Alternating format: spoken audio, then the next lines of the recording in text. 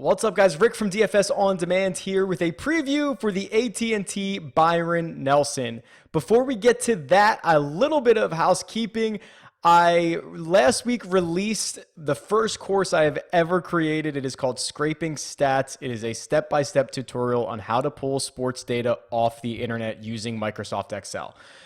It's been really awesome. A lot of I've had people purchase it. I've had people finish it already. There's been a lot of great conversation in the Slack channel about it. It's been a lot of fun. We're pulling a lot of cool data. I also said I would give away a membership or an enrollment, I suppose it is, to that course for someone who commented on the video or left an iTunes review. So I randomly drew a person, and the winner is Tim Heimer. Tim, congratulations. I've already commented on your comment, so just reach out to me, email me. We'll get you set up for the course. For everyone else, it's a really great course. I highly recommend it. There's been a lot of successful data scraped off the internet in just the last week alone, so it's been really, really great. Otherwise, let's get on to the golf. All right, let's get into this. And I want to show you a couple of really cool new things that I've done over the course of the last couple of weeks. What you're looking at right now is a live leaderboard for the PGA Tour, for DraftKings scoring and for strokes gained. So this is something that I always wanted for myself. I wanted a place where I could go see what everyone in the DraftKings pool was doing in terms of DraftKings scoring. And then I wanted to know, I wanted it to update in real time. And I also want to know some of the strokes gain data. So I built this for myself. And then I shared it in our Slack channel first, and we tweaked it, and we had a lot of feedback. And this is now live on the site. I mean, you can literally go to, this is the site. It's under PGA. It's under, or actually it'll show up here under live leaderboard. Here it is, live leaderboard. So it is free. It's not one of the pro tools. It's something that is free to everyone. It updates every hour, Thursday through Sunday. I'm trying to get it to update a little quicker than that, but there's some limitations with some of the things that I'm using that I'm looking to update. But anyway, so really what's cool about this, and what I'm showing you is a snapshot from the end of the third round, I believe. So Jason Duffner was in first. It has his salary, it has his score, his DraftKings scoring, which is the fantasy points. It has his birdies, pars, bogeys, and then here's round by round. So excuse me, it was actually at the end of the second round. And then what I like about this, so not only does it have that, but if you hover over a player, it gives you their strokes gained this week. So here's Pat Perez has gained 7 strokes total, and it breaks it down by approach, around the green, off the tee, putting, tee to green. So I use this a lot of ways. First of all, I use it just to look at. Which is like obvious, but I also use it to maybe do a little bit of showdown betting or showdown lineups, where if you look at someone who is playing really well tee to green, but maybe they're losing strokes putting, you can make those decisions a little bit faster now because this live leaderboard is going to update every hour once play starts.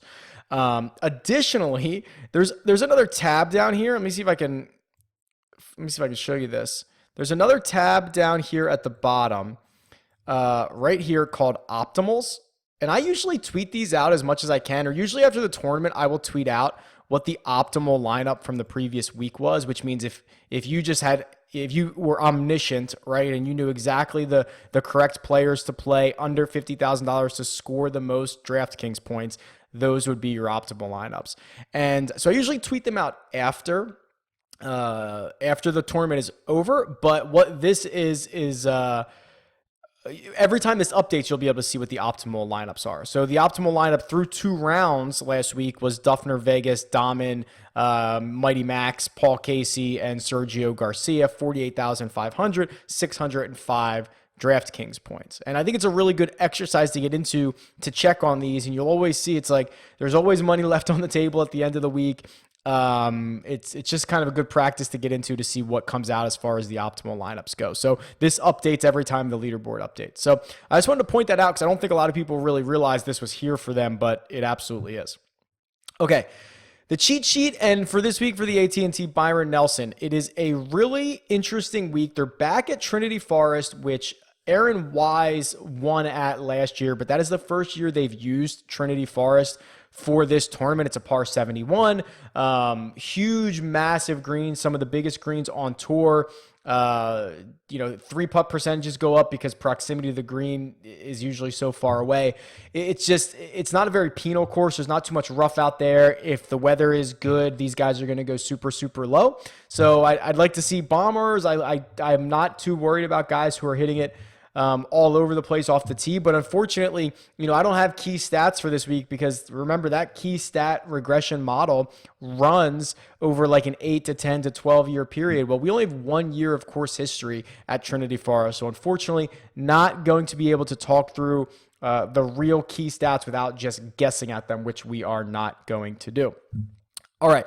Finally, another really cool thing that I added to the cheat sheet for this week is the range of outcomes. So those are projections. So I have a projection column, and then I also have a range of outcomes column. So I will try not to get too deep into this, but what each side of this is, I'm not calling it a floor and I'm not calling it a ceiling. It is one standard deviation in either direction. So obviously, some players are more consistent than others. Using all the game logs that I have, I can create players' averages and standard deviations, and then I can use those to create a standard bell curve is essentially what it is, a standard distribution. So what this is saying is on the left-hand side here, Brooks Koepka's quote-unquote floor is 15 DraftKings points. His ceiling is 84 DraftKings points. His median projection is 50 DraftKings points. Now, the way to use this is based on the type of contest that you're playing. Hideki Matsuyama does not have a ceiling as high as Brooks Koepka does, but his floor is much, much better. So if I was playing a cash game and I was trying to decide between Hideki Matsuyama and Brooks Koepka, I'd absolutely go with Hideki Matsuyama in this situation because he's been much more consistent and his floor is much higher. No surprise to see that Jordan Spieth's floor is pretty low. And I shouldn't call it floor. The way that this is, one standard deviation in either direction, which is what I'm showing you, means that 68% of the players' outcomes are going to come in this range. So 68% of the time, Brooks Koepka is going to score between 15 and 84. 68% of the time, Hideki Matsuyama is going to score between 60 and 77 DraftKings points. If we went one more standard deviation in either direction, it would open this up even bigger. You get an even larger range. And basically, the players would fall in that range between 95% of the time. But for now, we'll just do 68%, and that's what you're looking at. So that's the long-winded approach. Let's actually talk about what is going on in the player field this week. 5 guys over $10,000, which is something I feel like I say constantly. Seems like there's always 5 guys over $10,000, led by Brooks Koepka, who, played decently at the partner event. The Zurich, a second place finish at the Masters, seems to be trending in the right direction. Really, he has no course history here at Trinity Forest, but he did finish second at the Byron Nelson in 2016, which we can't really weigh all that much. I think he benefits from being a long hitter here, but I'm really looking at someone probably like Hideki to spend up on, and I'll show you why. Jump around a little bit here this time. Hideki Matsuyama, tee to green in terms of strokes gained, absolutely laps the field. He averages 7.7 strokes gained, tee to green, since January 1st. The next closest guy is Scotty Scheffler, who he's a full 2 shots ahead of, and Scotty's sample size is only 4 rounds. Hideki's is 28. Then you get into like Sungjae Im, who has a larger sample size, but he's like 3 shots behind Hideki. So he's been so good. Now, when you look at putting, the story changes a little bit because he's almost dead last in putting. But that's, again, one of those volatile statistics that if we can figure out, if he can get hot for a week or even just putt, kind of bad instead of really, really bad, he's going to be in a position to find success. Additionally, solid finish last year with a 16th at Trinity Forest. And I feel like Hideki's been a little chalk lately, and he's been a little disappointing. He was kind of chalky at the Masters. I know we talked about him a lot. Kind of chalky at the Wells Fargo Championship. didn't really perform particularly well, made the cut 32nd, 31st in both of those. So I feel like that's a letdown, and now he gets a big price increase. I wonder where owners are going to go with Hideki. I'm probably buying back in. Another guy that I'd consider buying back in on right here is 10,300 Henrik Stenson. So Stenson trending in the right direction, has played well recently. Played really well at the match play, which doesn't even show up on our recent tournaments here. And what I like about Henrik is this. Let's go down to our round by round strokes gained here. And I've got Stenson up. And let me see. Had to give it a little refresh. There we go. Okay, so now I've got Stenson at the Wells Fargo Championship. And tee to green, he was outstanding. His Friday at the Wells Fargo, he gained 6.8 strokes tee to green. That is one round. Followed that up on the weekend with 1.5 and 1.1, which are some of his better performances of the year. The problem was this, the flat stick putting. Lost strokes in 3 out of the 4 rounds at the Wells Fargo Championship. These are situations that we really like to target. Just really, really bad rounds. And Stenson has not been good with the flat stick. In fact, I think he's only gained, since February 21st, so that's the WGC Mexico, he has gained strokes putting 1, 2, 3, 4, 5, 6 times, and he's only done it once since the Players' Championship in 1 round. That's not great. I'm going to give Henrik the benefit of the doubt and say, long term, he's a better putter than this, and it's unusual for him to go basically 9 or 10 straight rounds losing putting. I would expect more of a distribution of rounds like we saw at the WGC Mexico in the Arnold Palmer, which is he gains some, he loses some, sometimes he gets really hot, sometimes he putts really poorly, but to have an extended run of like 8 or 9 straight rounds where he's going to lose strokes putting is probably not usual for him. So I'll hop back on Stenson and see if he can make some putts this week. All right, let's run through some of these a little bit quicker here. Mark Leishman, I think, is a little bit of fool's gold. He gets a big boost to $10,000, probably based on his tournament history. But remember, outside of the second place last year, that tournament history doesn't really mean much. Completely different course. So Leishman, my problem with Leishman is just look at his stats compared to the rest of the $10,000 guys. Doesn't gain enough in approaches, doesn't do enough tee to green, doesn't do enough off the tee. He's just not the cream of the crop when it comes to some of the other guys in the field. And he gets this big price tag. And I think people who don't realize that Trinity Forest is not the same course that they played since 2010 are going to be, falling into this trap of Mark Leishman. Sung Jae, always love him. He continues to play well, coming off at 31st at the Wells Fargo. But I'm probably targeting some of these low $9,000 guys. I had a lot of Keith Mitchell last week. Keith Mitchell has been boom or bust, finishing 8th place last week, missed the cut at the RBC the week before. We saw him back with a 6th place at the API. He can have a huge range of outcomes, but he's the type of player that you want to get when he's hot.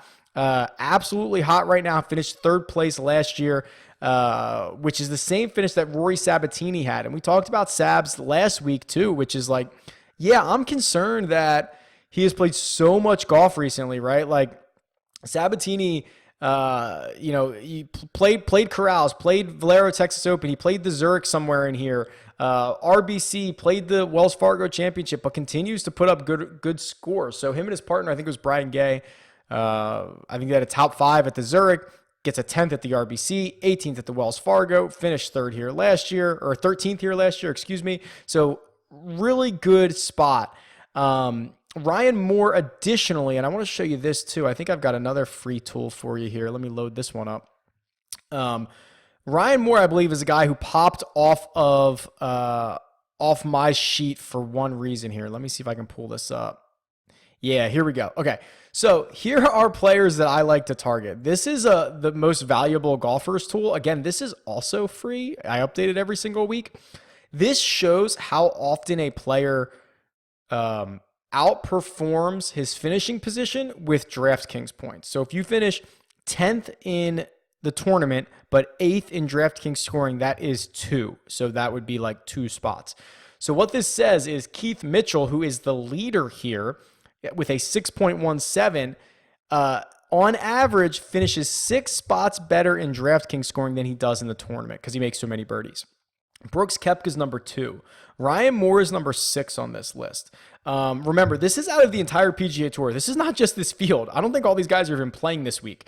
Harkins, Bud Cauley, and Ollie Schneider-Jans are the other 3, but this is tour-wide. This is not just this week. So I love targeting Keith Mitchell. I love targeting Koepka because of this stat, because even if he's going to perform somewhat poorly, he's going to outpace other guys in his finishing position. And then Ryan Moore is kind of the surprise. The other guys make sense. Ryan Moore is a little bit of a surprise, and I think that this is an opportunity for us to get him flying a bit under the radar, even though we are in Texas, where he seems to always get a nice little boost. But you look at his tournament history, he's missed 2 cuts in the only 2 cuts that he's made, but never played Trinity Forest, which is kind of a good thing for us here. So you can get me on Ryan Moore for some of my bucks. All right, let's flip the script a little bit and see if we can find some value here. So let's take some of these strokes gain numbers and see who we can find who's playing really well at the moment. So strokes gain tee to green. Mentioned Scotty Scheffler, who is $7,900 leading in strokes gained tee to green, but that is a very, very small sample size. I believe it is literally only last week, or I'm sorry, it's the Valero Texas Open. It's 4 rounds where he finished 20th. I would not put too much stock into this. You can play Scotty Scheffler if you want, but understand it is a very, very small sample size. Hideki, Sungjae, Keith Mitchell, and Ryan Moore round out the top 5 in strokes gained tee to green. I'm going to be targeting heavily all of those guys. Flip it over to, well, let's see if we can find some value. Tom Lovelady, I can't play him. I won't be playing him at 6,200. He's still in the top 10 here. Hank Lebioda finished 50th last week, but I bet you his DraftKings scoring was a lot better than that. He made a lot of birdies down the stretch. I wouldn't feel comfortable playing him, but I need to tell you that. And then Dylan Fratelli, who's probably 15th on this tee to green list, 24th last week, has now made 4 straight cuts. He's only $7,500. You could probably get me to throw him in a lineup or 2.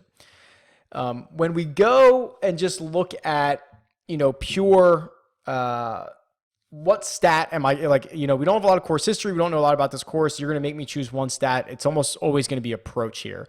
Hilariously, Smiley Kaufman's the min price and he leads the field in strokes gained approach. Again, that's 2 rounds at the Valero Texas Open. Also putted his mind off. I don't know. I was going to say something much worse than that. Lost 3 strokes off the tee. I'm not playing Smiley Kaufman. Henrik Stenson's 2nd on this list. Hideki Matsuyama is 4th. You get Luke Donald at 7,000, who, besides missing the cut at the Valero, turned in a top 10 at the Valspar, 33rd at the RBC. He's playing okay. Ryan Knox appears on both this strokes gained approach and strokes gained tee to green list, which I guess shouldn't be surprising since one encompasses the other, but only $8,000 for Russell Knox. He finished 16th here last year. I think that's a pretty decent value at only $8,000. Adam Schenk, who now has bookended the RBC Heritage with a 13th place finish at the Wells Fargo Championship and a 7th at the Valero Texas Open, the 2 other times that he teed it up. He's playing really, really well, but he's starting to catch the eye of a lot of DFS players, at least the sharper ones in the industry. Industry-wide, you'll be fine. It's just kind of the sharper guys are starting to figure it out. And then let's wrap this up real quick with putting. So with how big these greens are, you really are going to need to avoid the 3-putt. I think it comes a lot more into play this week. Brendan Todd leads the way. That is also a small sample size, I believe only the Wells Fargo Championship, because they did not have ShotLink down at Corrales, where he also finished 39th. So that is just 4 rounds at the Wells Fargo Championship for him to be leading in strokes gained putting, not putting too much weight into that. Dominic Bazzelli, the Boz, again, small sample, probably not going there. Pat Perez is interesting. And Pat Perez is only interesting because, I feel like it was a year ago or 2 years ago. Remember this guy was just an absolute cut-making machine. We'd punch him into every single lineup, and we'd see how he fared, and he's just a ton of fun to watch and a ton of fun to root for. I don't know what his injury was. I thought he blew out his Achilles. That's literally what I thought the injury was. But that was at like he teed it up at the API. He could not be back already, right? If he blew his Achilles, he would have been out for like a year. So I don't know what the actual injury was, but whatever it is, he's back. He finished 8th at the Wells Fargo Championship last week. He's only $7,700. If you look at some of the other guys in that price range, it's pretty bad. He's probably got the best resume of any of those guys down there in the $7,700 range. So you might be able to get me in on him for just a few bucks. And Charles Howell III, I think, is the last guy that we need to talk about here. Charles Howell's $8,500, which is, quite honestly, it's a bit expensive for the guy, who we said for so long is just this absolute cut-making machine. He's missed 2 cuts in a row. I won't pull it up, but I can tell you it's probably been a while. I'll go through, see if I can find it in the logs later. It's probably been a while since Charles Howell III has missed 2 straight cuts. Finished 9th last year here at Trinity Forest. Has a great tournament history. Again, that's not course history, but a great tournament history to boot. I think you'll be able to get Howell at a really, really low number of ownership because of the 2 straight missed cuts. Everyone knows like that's the one thing you get from him, and we didn't even get that. So I think there's going to be a lot of guys off of him. He's still pretty expensive at $8,500 in this field. I think that might be a nice little pivot in GPPs to see him, and I bet his ownership is really, really low. So there you go. That is the preview for the AT&T Byron Nelson. I hope you enjoy. Let me know what you think about some of these tools that I put out there. New projections tool with a range of outcomes, the live leaderboard, the most valuable golfer. If you've never seen that before, what's your favorite and where can I go next? Tweet me. It's at DFS On Demand, or leave a comment below. Talk to you guys later. See ya.